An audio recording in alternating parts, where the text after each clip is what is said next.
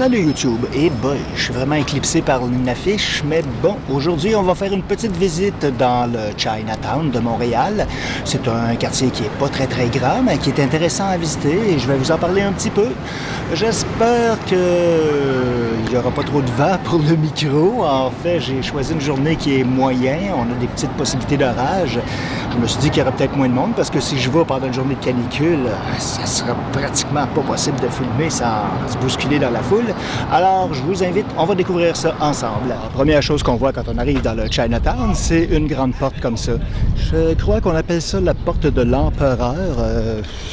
Il y en a une à chaque, en principe, à chaque point cardinal du quartier. Alors, j'arrive par le métro Place d'Armes. C'est assez facile d'accès. Donc, on va visiter un petit peu, comme je vous disais, le paysage. Et je vais aller faire un petit tour aussi dans un marché. J'ai vu une couple de vidéos avec des nouilles ramen et ça me donne vachement le goût de cuisiner à la coréenne. Bon, je le sais, je parle de bouffe coréenne alors que je suis dans le Chinatown, mais il n'y en a pas à Montréal de quartier coréen. On va faire une petite vue sur une belle fontaine. Ici, c'est un quartier un peu, un coin du quartier un peu mal famé. Il y a beaucoup de pauvreté, de gens sans abri qui se tiennent dans la rue. Alors, je vais essayer d'être discret, de ne pas trop gêner. J'ai devant, à ma droite, le Palais des Congrès. On va prendre ça un petit peu plus loin. Et c'est parti, on est dans le quartier, dans la rue commerciale comme telle. Et cette partie, je crois que c'est assez vieux ce building. Par ici, il n'y a pas tellement de restaurants, mais quelques espaces publics moyennement aménagés. Ça commence déjà avec un restaurant de nouilles chinoises. Et je sais que je vais passer... Ah, voilà, c'est là. Il y a l'air d'avoir un établissement avec beaucoup d'herbes médicinales de Chine. Beaucoup de gens font plus, je dirais, pas nécessairement plus confiance que la médecine traditionnelle, mais c'est clair que c'est une culture médicale qui date de longtemps. De vous montrer un peu ici, il y a une toute petite place publique. Il y a des belles œuvres de pierre sculptées. Il y a aussi une autre œuvre ici qui est superbe. Finalement, il y a pas mal de soleil et le vent semble avoir tombé. Tant mieux. Alors regardez, je vais vous faire un petit zoom in pour qu'on puisse mieux observer.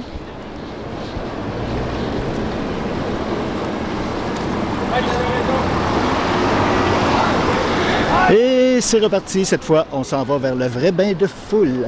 Ah, ça, c'est drôle. Les pattes sont encore là. Je suis passé récemment, la semaine passée, je pense que c'est une simple pub pour mener à une publicité pour un commerce, sûrement. Alors voilà, on est vraiment dans l'action cette fois. Il y a du peuple, même si la journée était moyennement ensoleillée. Vous voyez, ces pattes-là, ça va un peu partout. Bon, je vais me taire. On va écouter la dame qui joue.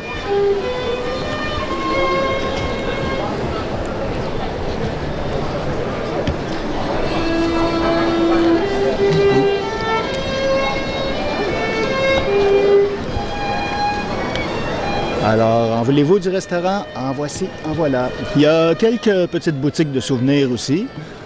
C'est assez complet.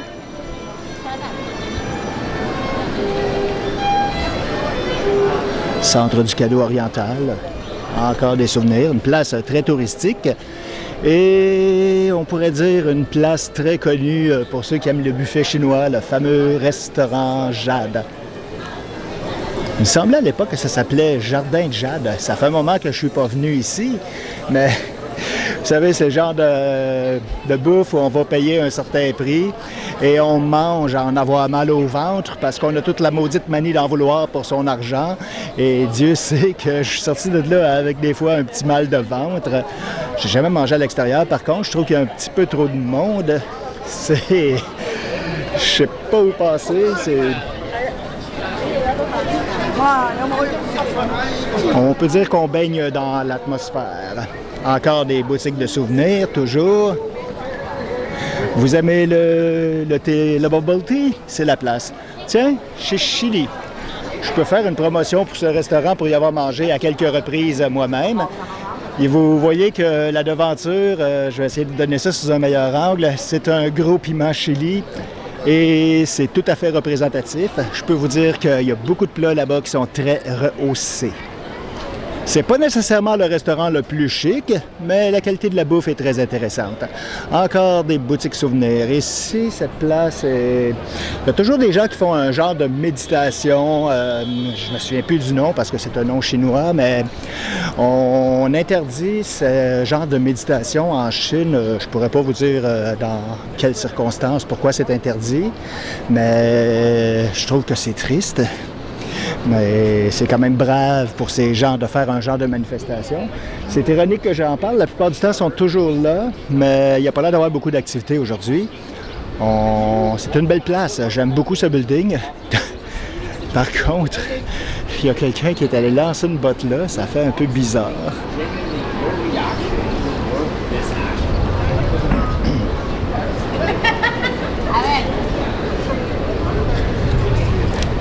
J'avoue qu'à part des restaurants, j'aurais pas beaucoup de choses à vous montrer.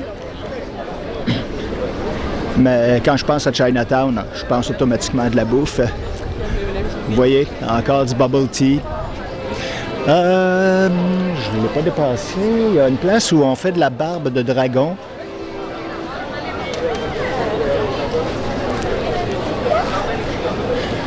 Je vais vous montrer ça. J'ai l'impression qu'il y a tellement de monde que je suis juste passé à côté sans le voir. Vous voyez, encore de la vente. Ça bouge. J'ai déjà une fois été prendre un bubble tea ici. C'est très populaire. On peut en juger rien que par le line-up.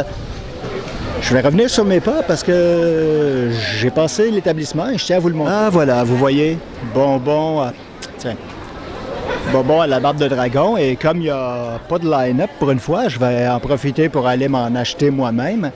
D'ailleurs, je vais vous montrer un petit peu de quoi ça a l'air.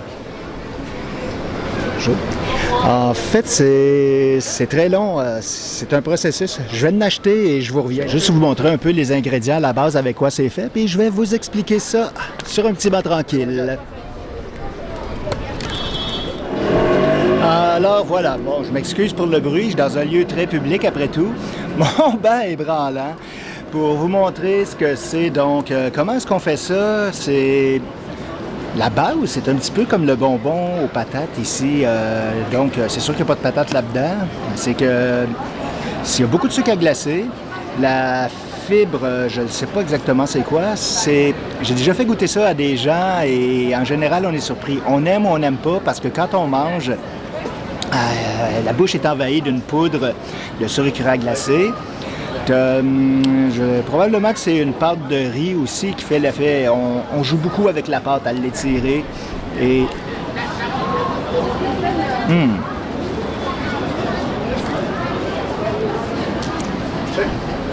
Dans ça, vous voyez, il y a beaucoup de beurre. Il y a beaucoup d'arachide, de morceaux d'arachide.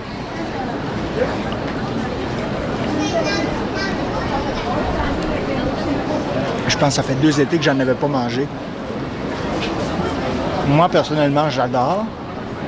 C'est délicieux. Ça m'a coûté 7 $ pour 8 morceaux. Et pour le travail que ces gens font pour réaliser ça, je trouve que c'est pas cher. Et si vous passez par le Chinatown ou un autre endroit où on sert les bonbons à la barbe de dragon, c'est un bonbon traditionnel. Je vous recommande fortement l'expérience. Je vais finir mon petit snack et on va reprendre ça. Donc, c'est reparti. J'ai eu le temps de bien déguster mon petit snack. J'ai oublié de vous dire aussi qu'il y avait de la graine de sésame dans ces bonbons. Et je dois vous dire que déjà, on a fait le tour de l'attrait principal de cette rue du Chinatown. Mais Coin de Saint-Laurent, ça finit pas là.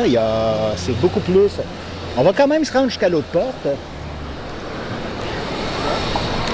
Comme vous voyez, il y a la grande porte là-bas aussi. Et je vais profiter du fait qu'il n'y a pas de tour pour vous montrer l'autre porte là-bas. On va zoomer un petit peu pour voir du détail.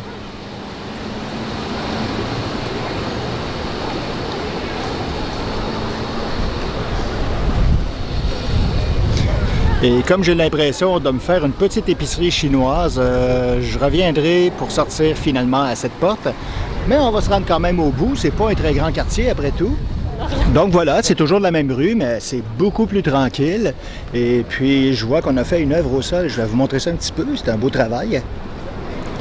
Avec le soleil et l'ombre, j'ai de la misère à donner le juste milieu, mais vous voyez.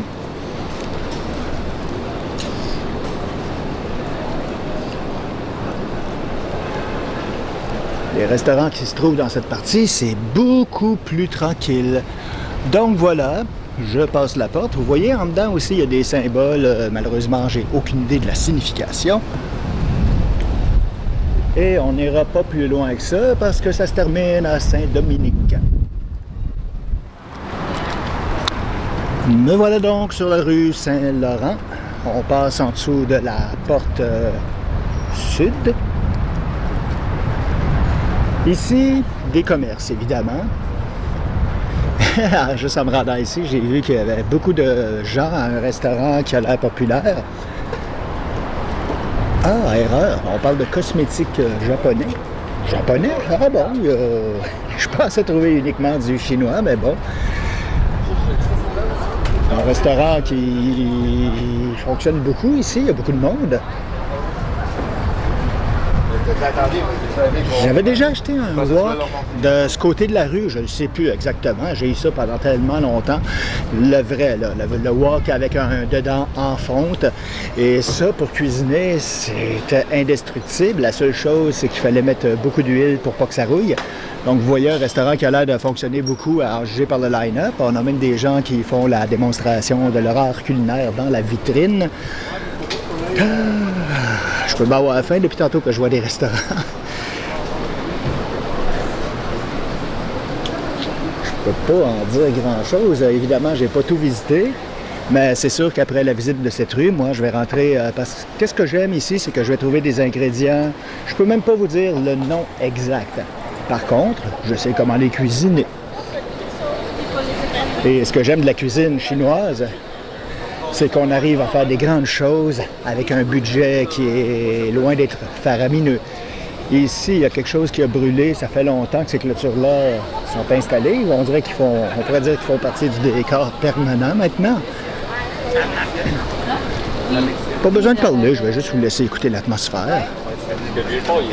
Ah, ouais, c'est ça.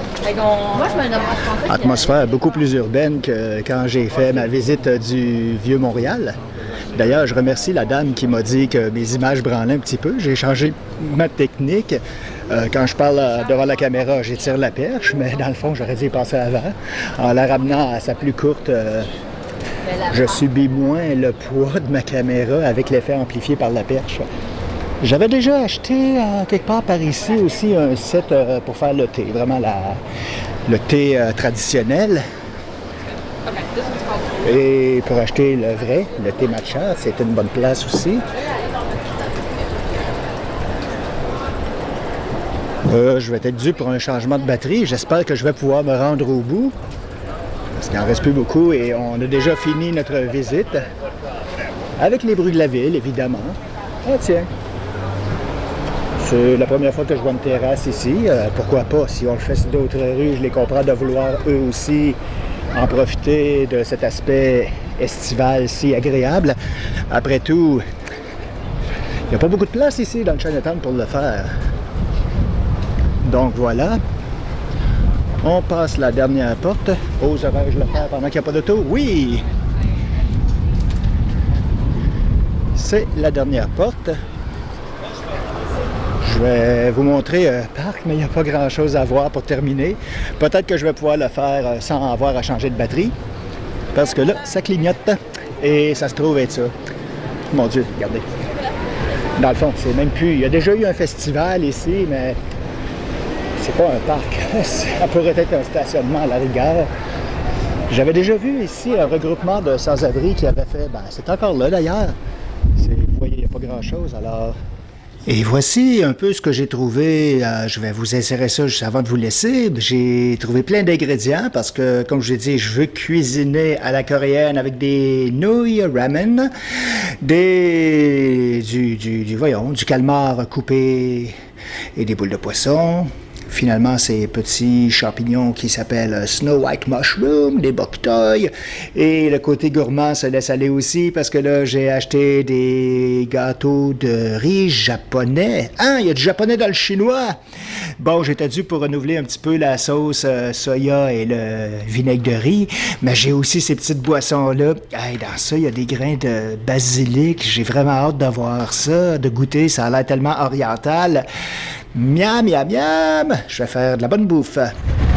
Alors voilà, c'est ici dans le bruit que je termine ma vidéo sur le Chinatown. J'espère que la visite vous aura plu et on se revoit pour une prochaine fois. À la semaine prochaine. Bye bye.